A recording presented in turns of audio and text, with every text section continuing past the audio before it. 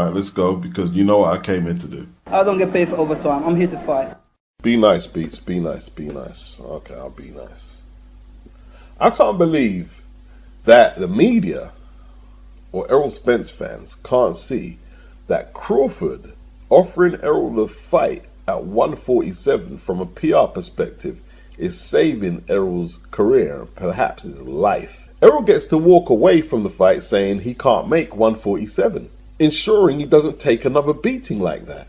Because aside from Errol somehow turning into Tommy Hearns in a rematch and knocking Crawford out with one shot, he can't beat him. He can't beat him at 154 and he can't beat him at 147. Have you read the papers? Do you know what everybody says? It's suicide. You've seen him. You know how strong he is. You can't win. And we're talking about protecting your assets. If Errol has got 3 or 4 fights left in him, a rematch with Crawford is asinine. We don't use that word much out of it. It's more a word used across the pond.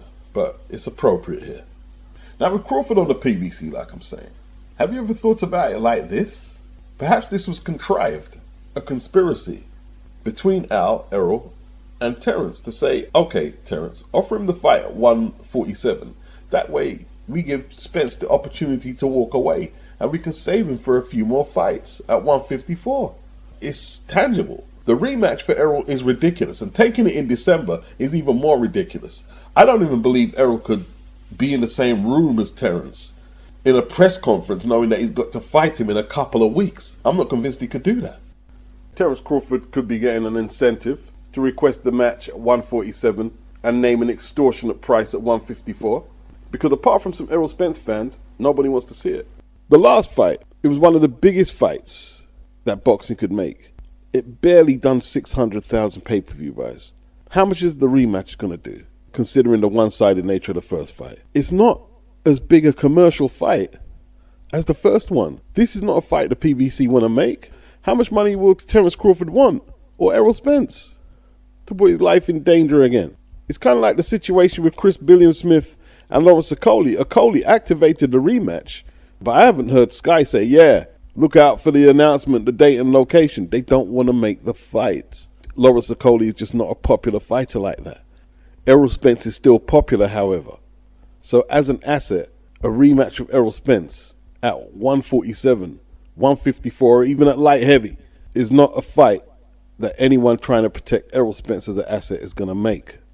He doesn't have the power, the speed, boxing IQ, reflexes, reaction control, or anything that he has a chance 147 or 154.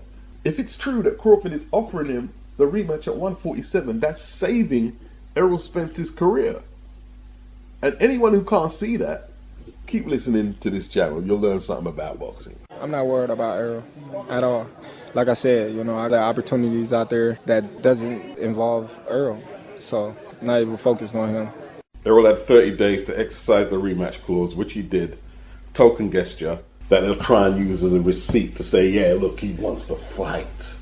I'll tell you what, you're not going to hear Errol say a thing from Errol about Bud trying to swerve him, demanding a match at 147. Errol's not going to say nothing. He's not going to challenge that in the upcoming weeks.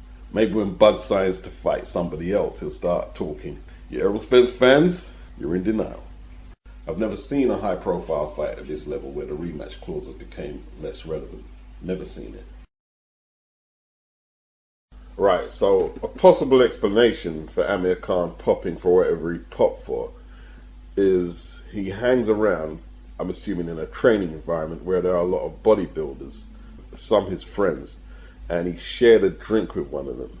Look, when's the last time any of you listening to this video shared a drink with one of your friends, apart from when you was young kids perhaps? It's a load of bull crap happening. It's a load of bull fucking crap. So you were sharing a drink with your bodybuilding mate who had a protein shake mixed with PEDs. Is this what I'm hearing now? You know, when Kid Galahad said that his cousin spiked his drink when he got popped, none of the media were buying it, and I haven't forgot the soft landing that TalkSport gave Amir when he popped. The agendas that the media have, the protection that some get from the media, and the fans is bloody disgusting. I mean, is he stupid? Does he know how this sounds? A lot of my friends take steroids because they want to be big, and you shared a drink with them?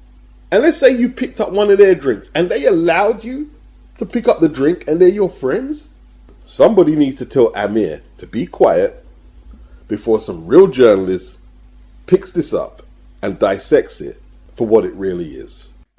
William ZEPEDA. I do rate him, to answer Manny's question, I do rate Camarón, and he's a good fighter. And I'll talk more about it after this when I upload the video. He's very good to watch. He's very good to watch. Made for TV, bro. You can't ask for more. 29-0, 27 inside the distance. As I predicted, he won inside the distance against MARCITA, GESTA, and the Golden Boy card in Mexico yesterday. I think they could step him up a little now, in all truth. Jojo Diaz and GESTA are like his best wins. Avoided Shakur Stevenson. He's entertaining to watch, a little predictable. I don't think he'll be able to throw CompuBox breaking numbers when he steps up against decent counter punches. They'll have to make some adjustments. He won't get away with that. But, you know, they build him as a power puncher. I just see a strong pressure fighter. That's what I see right now. Boxing scene, we're talking about MARCITA's iron jaw. Well, it's either the iron jaw or he's not the puncher they once billed him as at Golden Boy. I understand they've got to protect their assets like they do with Jaime Munguia and Ryan Garcia. I found it a little odd that the Golden Boy representative said they'll fight anybody. And they were talking about fighting Devin, who's fighting at 140 next against Regis Prograis. Why don't you call out a more realistic fight? Frank Martin. I know the politics would be an issue, but you can dream as a boxing fan, can't you? But yeah, he won inside the distance. Jester was never going to compete with his work rate, and they stopped it in the 6th. If he's not fighting for a world title soon, I'd like to see him in a fight that is near 50-50. It's not unreasonable to ask. I actually like watching him fight. I do like the Jojo Diaz win, though. I do like that win. That was a good win. Anyone watch JOET Gonzalez versus Luis Alberto? Look, Luis, I'm not impressed, Beats. I'm gonna say this right now, bro. Lopez is ass, bro. Like the way he's ass, bro. His chin out there, bro. He was going like he was literally going like this. I'm like, yo, somebody gonna fuck you up. He's very upright. Very upright when he throws his freeze frame of him. He was about to knock out Conlon, and his whole body looked like spread eagle. He's open for every shot. Take your pick. Yeah. I think Robisi gonna get him. I've been maintaining that. Maybe that's why he doesn't want him. He is awkward. I mean, problem. He is fucking awkward. But like the way he leaves his chin out there, bro, is very bad. Like he goes chin first sometimes. I'll tell you why he awkward. The people that he fucked up, right? Pay attention. Gabe Flores, who ain't got no power. Josh Warrington, who has volume but not power. McConlin, who has boxing, but not power. Some power will calm a lot of that shit down. Yeah, I ain't saying rotisserie is all that, but he could punch better than them. Calm his ass right down. It'd be a firefight. They'd be going at it. I'll tell you what, he's not going to change his style for Robesi. No, he's not. He's not. He doesn't know how to change his style. All that unorthodox shit that he does is because he doesn't have the proper mechanics. He's athletically gifted. I'll give him that much. But you're getting away with that. You are. And I believe that when he fights Robisi, it's going to be low-key like when Ahmed fought Barrera. That's what it's going to be like that. The fundamentals is going to get to you. The basic fundamentals. Big up D-style boxing. As he said, you got champions, well, quote-unquote champions like Rolly Romero fighting old dudes and getting the referee to bail him out to beat the old dude. And then you got JOET Gonzalez, who had to fight Shakur Stevenson, Navarrete, and then Luis Alberto Lopez to try and win titles. And he came up short against Lopez yesterday. Scorecard's a little wide. Gonzalez, his tactics were spot on. I think Lopez has a suspect gas tank. Gonzalez kept up the pressure all throughout the bout. Lopez tried to pick him off with single shots and counters from the outside. It was a tough fight. Lopez retained his belt, and they're talking about Lopez versus Robezy Ramirez. That'll be a unification between IBF and WBO. Probably the least impressive I've seen Lopez in his last 3 or 4 fights. Blasted out Michael Conlan before this. But Gonzalez is underrated. He's very underrated. He's very tough, very strong. And if he's not disheartened by this, he could still win a title. You know, his reaction to the fight was a little odd. He said he was very disappointed with his performance, when most people think he performed pretty well. But he says that he did better against Navarrete and Shakur Stevenson. He got hit less, and he said he's very disappointed with his performance. Very disappointed. That's a man who really wants to win a title. Credit due to him, he's a very good fighter. So at the Bolton White's Hotel, where I believe Lyndon Arthur won the IBO title the other day, Dan CATLIN won the Central Area title, knocking out the tall Jack Kilgannon in the 3rd round. Kilgannon was the champion. He hadn't defended since 2019 for whatever reason. It was a good fight. Like, there was no feeling out. Kilgannon probably felt he had to get Dan's respect. Tried to give himself a little space to punch, but he got in a war a little too early, and he was rocked with some big shots by Kilgannon, and fought out of a crouch and could hook hard with both hands. In the 2nd round, them left hooks Catlin landed in separate sequences had Kilgannon in serious trouble. Kilgannon was throwing a lot of shots though, making it competitive, but clearly Catlin was the harder puncher. And in the 3rd round, he came up from out that crouch and landed that overhand right and punched Kilgannon out the ring. Clean knockout. Central Area champion. That was on VIP Promotions, United Kingdom. Big yourself up. Catlin is now 10-1-0, 5 inside the distance. I've seen the knockout on a few different videos. It looks like he's trending. Bob Arum is saying early December, Fury versus USYK. It could be as early as December. I don't think the boxing fans are buying that right now. Fury's name is mud. With a lot of boxing fans and personalities in the boxing world, I don't know if Bob thinks he can sell an extra few pay-per-view buys with Ngannou by giving us optimistic news that the fight could happen by December. At this point, Bob, I don't think nobody cares. You're saying as early as December, and Fury's saying he doesn't care about unifying the belts. What Bob needs to address is the mixed signals. I mean, him and Tyson Fury seem as far apart as you could imagine. You're saying early December, he says he doesn't care about unifying the titles. I truly believe nobody cares right now, Bob. I think the best thing to do is not talk and just get it done. Is TalkSport bad for boxing? I saw a post today, right? And it just made me think, interesting question. Is TalkSport bad for boxing, right? It's from Beats, the Black Boxer, 1 on Twitter. And some people are just like, they just spout negativity about the sport. It's never positive. It's always about Fury, AJ, Hearn, It doesn't shine a good light on the sport. It doesn't make people feel good about the sport.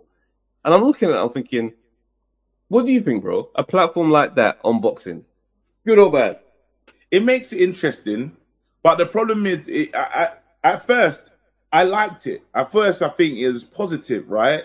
Because the fighters get on there, they talk about their fight, this, that, and the other. You might get a little bit, you might learn a bit about a fight.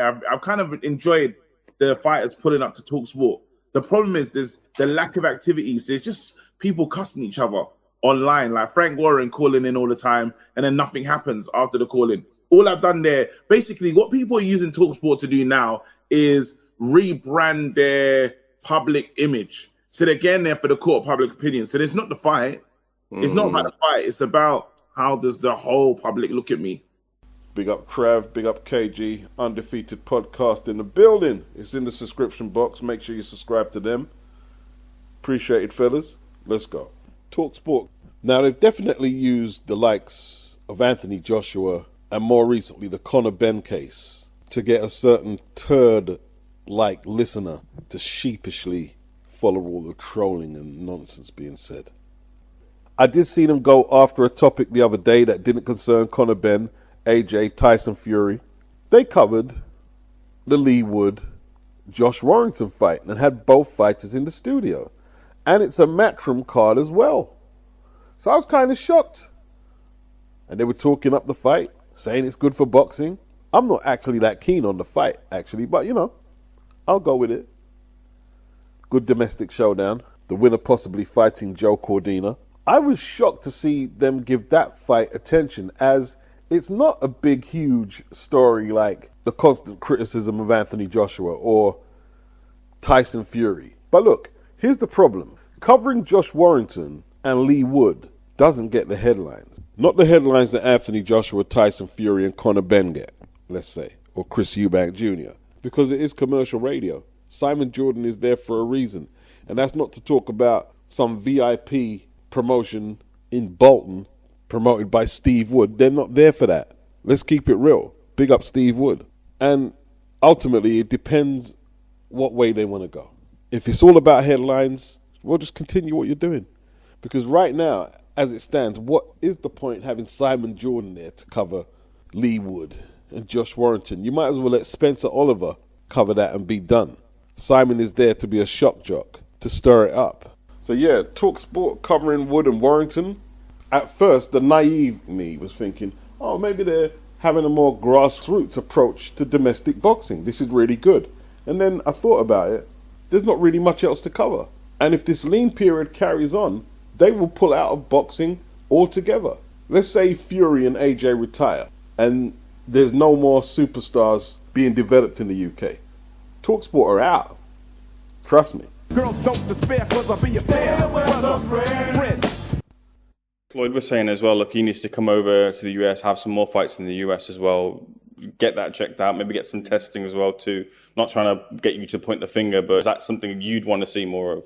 Mate, I said it years before I boxed him. I said he needs testing. What kid goes from, I think it was it 7 stone 10, and he's up to 8 stone 10 now, and he's still putting people flat on the back.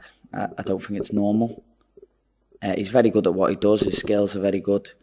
His ability is unbelievable. But to be carrying that power up, pretty much like what everyone said about Pacquiao years and years ago, how's he coming down from that weight all the way up to, and then stopping Margarita? I think that was his highest weight. How's he doing it? I think Floyd could be right. I think he does need testing. I think he does need to come over to America, get them regular tests. But listen, we'll never know. So you can't point the finger and say he is a cheat, because he's never been proven to be a cheat. Controversial take from Paul Butler, who lost his WBO bantamweight title late last year in an undisputed clash against Naoya Inoue in Japan, as Inoue became undisputed champion via 11th round knockout. Now he's responding to the interviewer who brought up that Floyd wants Inoue to go over to America to be tested regular by VADA, because there's a suspicion that him jumping up all in weights might not be all above board. And Paul Butler seemed to be agreeing with that, and he's saying it's not just sour grapes. He says he's been saying that before he fought Inoue, who is a 4-weight division world champion, winning his first world titles, I believe, in 2014 at light fly, and completed his 4th weight class, stopping the unbeaten Stephen Fulton at junior feather earlier this year. Now, a lot of Inoue fans are going to be upset by that, and I'm an Inoue fan, but I have no suspicion and no reason to suspect that he's on something. But if you jump up all in weights and you're still banging people over, the suspicions will be aroused by many. It is what it is. Look, you can say I'm a big fan of Terence Crawford. He's moved up multiple weight classes and retained his power. And if you start throwing shade at Terence, I'm not going to like it. And throw shade at Inoue, the fan base is not going to like it, and they are entitled not to like it. There was VADA testing for the Fulton fight, and he passed with flying colours, and so did Fulton. So I was surprised to hear Butler come out with that, but that is his opinion. He can't substantiate it with any type of solid evidence. Inoue is just a great fighter. Well, we know that Lawrence has activated the rematch clause after your fight in May. What is the situation there? What's sort of going on? I know you probably leave a lot of that to your management, but I'm sure you're just eager to get a date now, really. Yeah, he's obviously activated it, so I was half expecting to be end of November. That's when we said, look, we'd like to fight. That's always been the plan. Just waiting to hear, really. I think it'd be him or Masterneck. I think the only reason it won't be Lawrence is issues with broadcasters not wanting to headline with him for obvious reasons. Now, when I spoke earlier about the PBC not wanting a Crawford and Spence rematch because of what happened in the first fight, and it basically being pointless from a financial and pugilistic standpoint, I also made the comparison that Sky didn't want to make the Lawrence Okolie, Chris Billiam Smith rematch. When I said it, I didn't know Chris Billiam Smith released this video today. I was just speculating that they didn't want to make it. It's scheduled for November, but they've also got Masterneck in contention because they don't want Lawrence in that ring. They don't want him in that ring. And Chris jokingly said the only reason the Okolie fight would not happen is Sky making the decision that they don't want Lawrence headlining. Now, that didn't just come out the sky, pardon the pun, and Chris said that. There's a ring of truth. They don't want to make that fight. They signed Lawrence Okolie because he had a belt. They've got the belt. He fought Chris, lost the belt. And the last thing they want right now is Lawrence Okolie back in the ring in November. They just don't want it. They don't want it. They don't want it. I mean, Ben Shalom's doing a lot over there. It looks like he's promising Masterneck a title shot because rumor has it they convinced him not to take his title shot against Jai Opataya for the IBF. And then you got Richard Riakporhe, who Ben Shalom withdrew from a purse bid on the day of the fight against Jai Opataya. And we're still waiting to hear news of this Richard Riakporhe Arsene Goulamarian fight for the WBA title.